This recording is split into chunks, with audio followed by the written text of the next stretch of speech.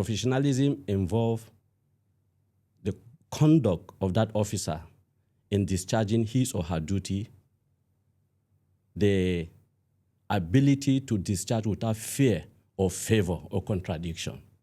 So when you are looking at performance, if you look at performance of officers, you look at how well has this, or what is wrong that this person is not performing. You look at that. Then if it's training, fine, you schedule him for training. If it's change of schedule, you change his schedule.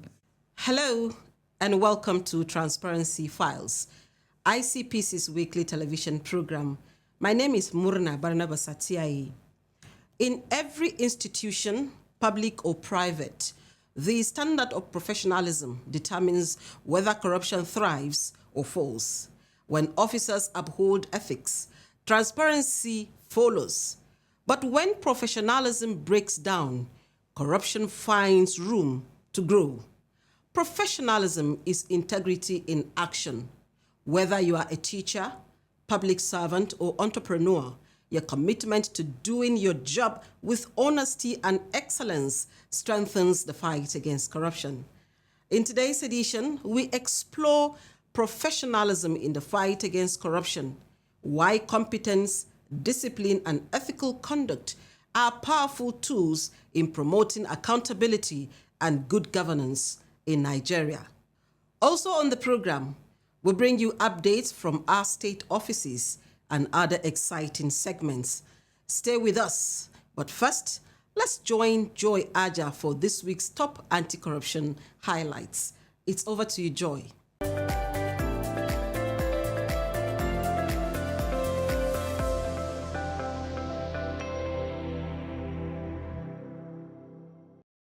Hello viewers, thank you for joining us. My name is Joy Aja with Anti-Corruption Stories.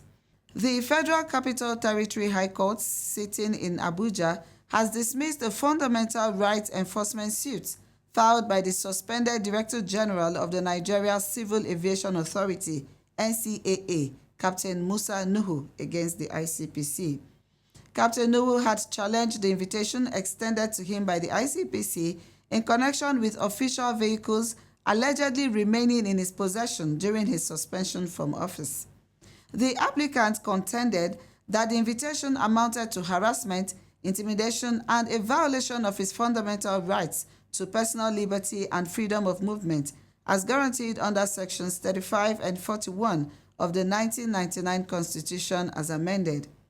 In his originating summons, Captain Nuhu further argued that he was already under investigation by the EFCC and that the invitation from the ICPC, a sister anti-corruption agency, constituted a duplication of investigative processes.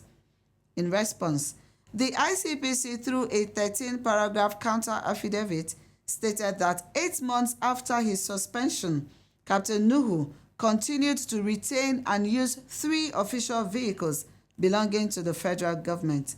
The Commission maintained that these vehicles were official government properties and that it was within its statutory mandate to recover such assets pending the conclusion of investigations.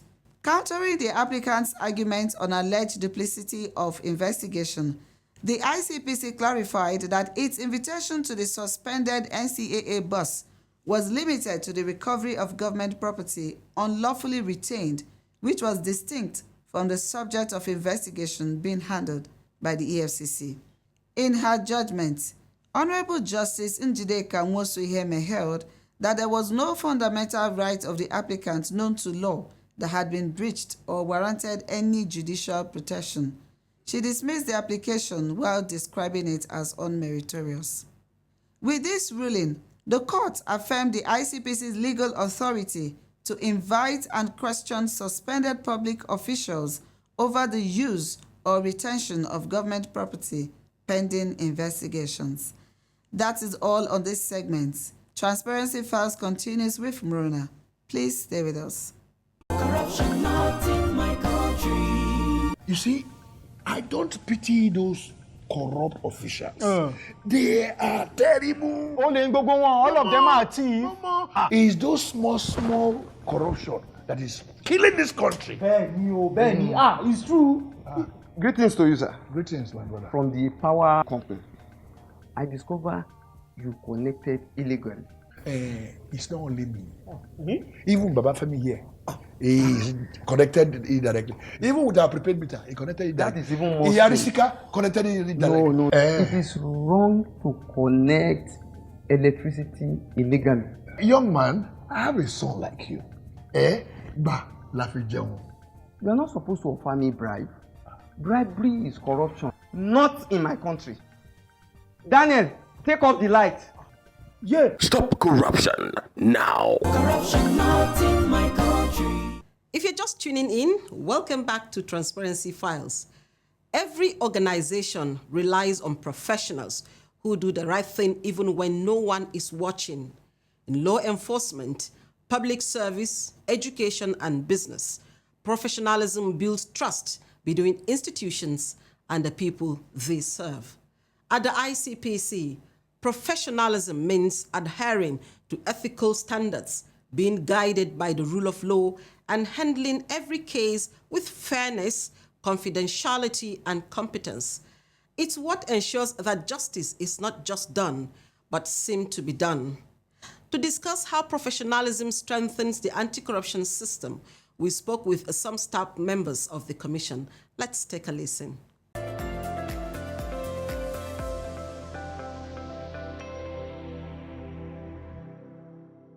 Professionalism is an expression of capability. It's an expression of intelligence. It's an expression of carrying out, discharging your duties in line with the ethics and practices of the commission. Professionalism involves the conduct of that officer in discharging his or her duty, the ability to discharge without fear or favor or contradiction. In acting in line with the professional ethics or organizational ethics, he does that without him doing what is inimical to the image of the service. Such an officer can be called a professional to the core. Is well respected because is dependable. Such an officer is dependable and you can be trustworthy. Okay, to me, I think professionalism in the context of anti-corruption simply means upholding high standards of competence, integrity, and ethical behavior in discharging your duties. When you do things with integrity, meaning that you do things right even when no one is watching, and you don't cross the lines in doing your job, definitely you will be avoiding corruption because you won't go against the rules, and then you always do the right thing at the right time. Professional behavior, being honest, doing your job in an honest manner, being impartial and fair in decision making, being objective when you're taking decisions, and then taking responsibility for your actions. Training and retraining are very crucial to both employees and the organization. You see, with training and retraining, it enhances the performance of an organization, and also it boosts productivity of an organization. Yes, obviously, I attended some training, so to say, but obviously it really enhances my capability in the discharge of my duties, because you see, it gives you, anybody who undergo training, it will give you an impetus for you, to perform credibly, to increase your productivity, to enhance job satisfaction, and also to build your confidence in discharging your duties.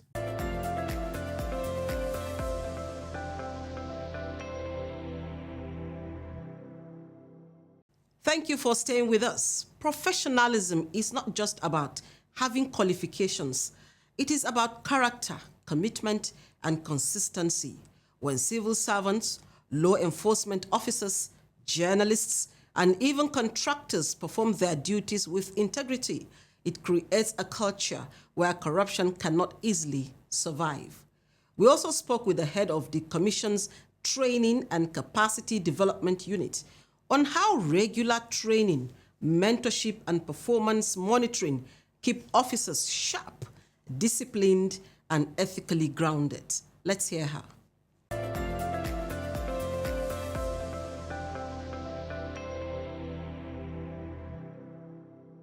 As an accountant, the fight against corruption, you need to study books. You need to study figures. So most of our staff, officers, are ICANN certified, ANA certified, rest. Same with our admin staff, administration department staff. We have professionals, Chartered Institute of Human Resources. These are also professionals. Because you need to look at nominal roles of organizations that bring in complaints about maybe loopholes in employment and the rest. Then when we talk of public relations, Nigeria Institute of Public Relations, I know the Public Enlightenment Department also have professionals. So we look at all this and it helps us. And what we do as ICPC is that we train and retrain them. We make sure that staff go on their yearly conferences, all ANAN, ICANN, Nigerian Bar Association, the Chartered Institute of Human, the commission sponsor staff to attend. When people come into service, we encourage them to look onto the people that are already in service, because experience, you can never match experience, no matter how the level of the person. You may think that this person is just on level 3, but how long has he or she stayed on that schedule? So if you come in as a graduate on level 8, you have to understudy. You have to go there, look at what the person, so it's also part of mentorship. And there is this mentorship that is from your superior. The one that I just explained from your junior, you're already his senior by employment. And there's one that comes when it is your senior, maybe your immediate supervisor or your director or something like that. You look at what they do in the course of the work. So that mentorship is very, very important. It's very important. Yes, as people are in the service, there are several ways of gauging their performance. You don't just wave person with just saying that the person is incompetent or the person is it's not good for that particular job. Look at his strength in the area he is. What does the person need? That's part of performance. Does he really need? Is it training that the person needs? Is it mentoring that the person, some people just need mentoring. Some people just need training and retraining while they are doing their job. So when you are looking at performance, if you look at performance of officers, you look at how well has this, or what is wrong that this person is not performing. You look at that. Then if it's training, fine, you schedule him for training. If it's change of schedule, you change his schedule. If it's mentoring, you get a mentor for him to mentor him on the job. And I think that will go a long way in getting service delivery.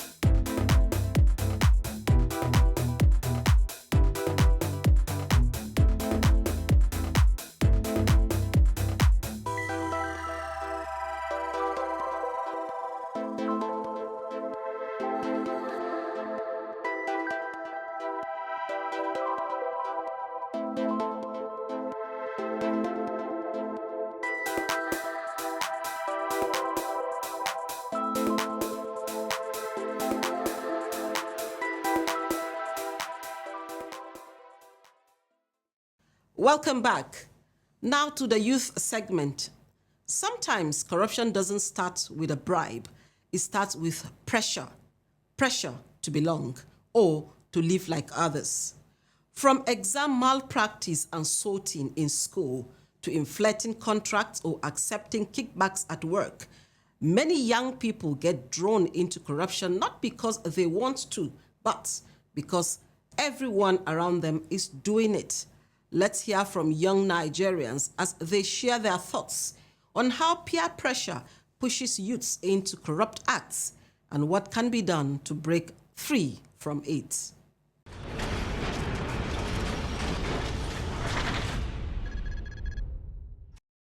I would say that every form of corruption, little or big, bites into the future of Nigeria as a whole.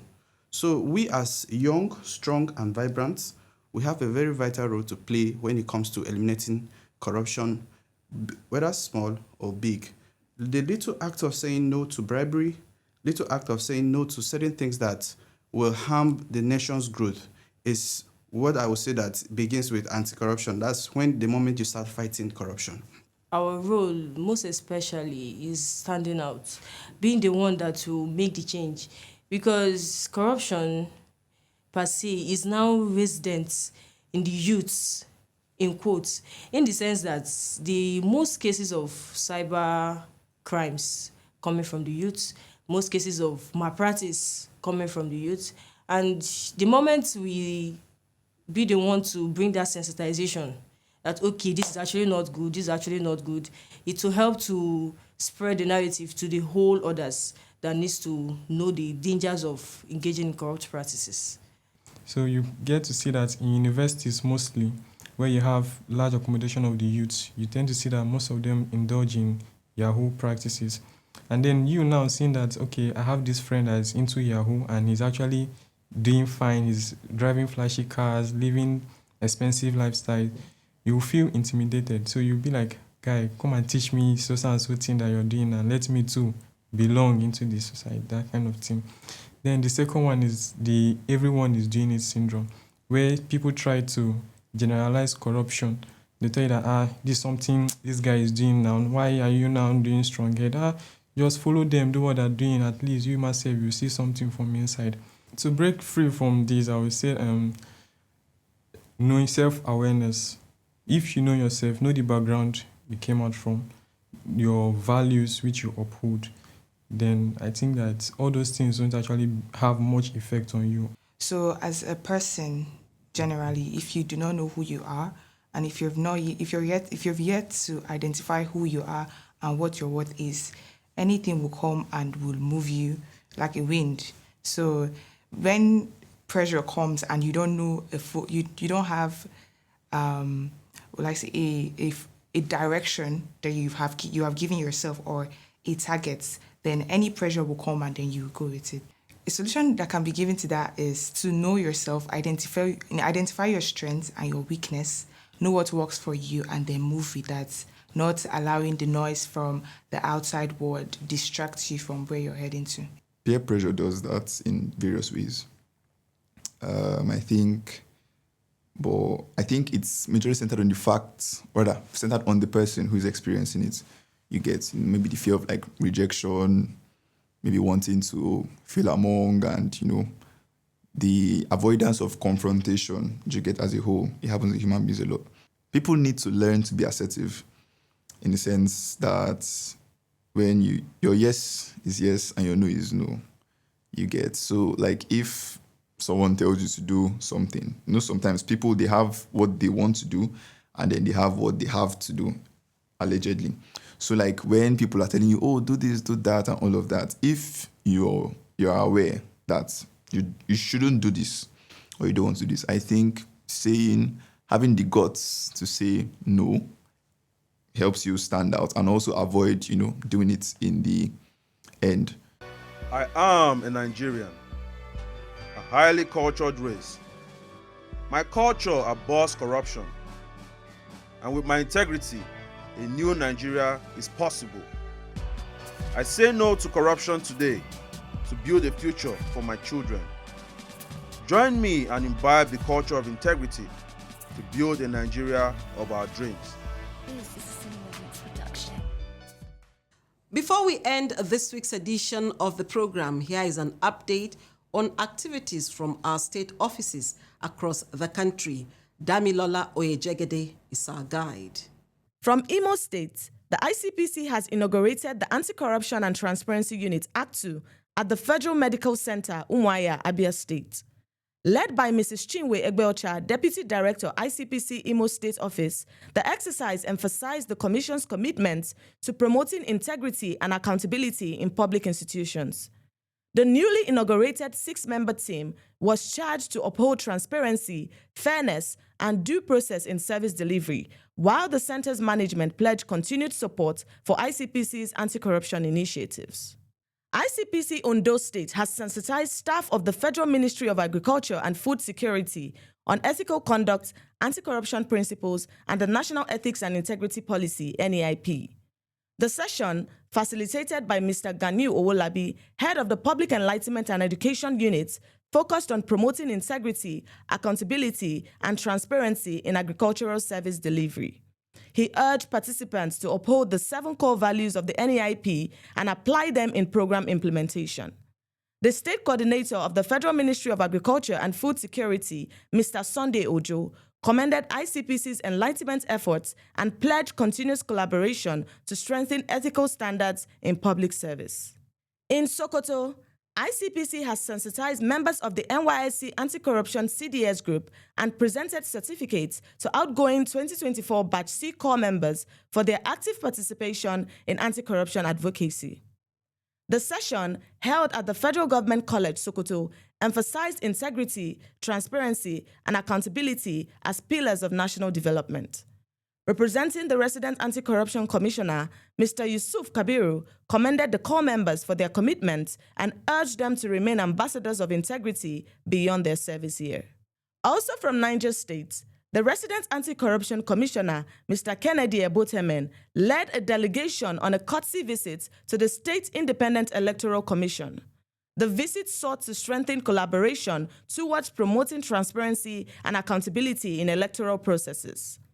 Mr. Ebotemen highlighted ICPC's role in ensuring corruption-free elections, while the chairman of the Electoral Commission expressed appreciation and pledged continued partnership with ICPC in advancing integrity and good governance in the state.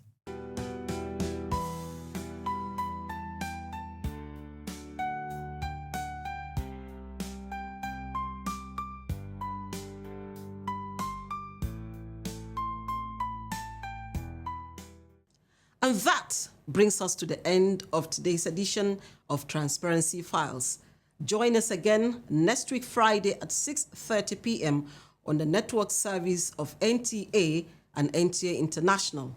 Until then, remain professional, accountable, and committed to transparency. Bye for now.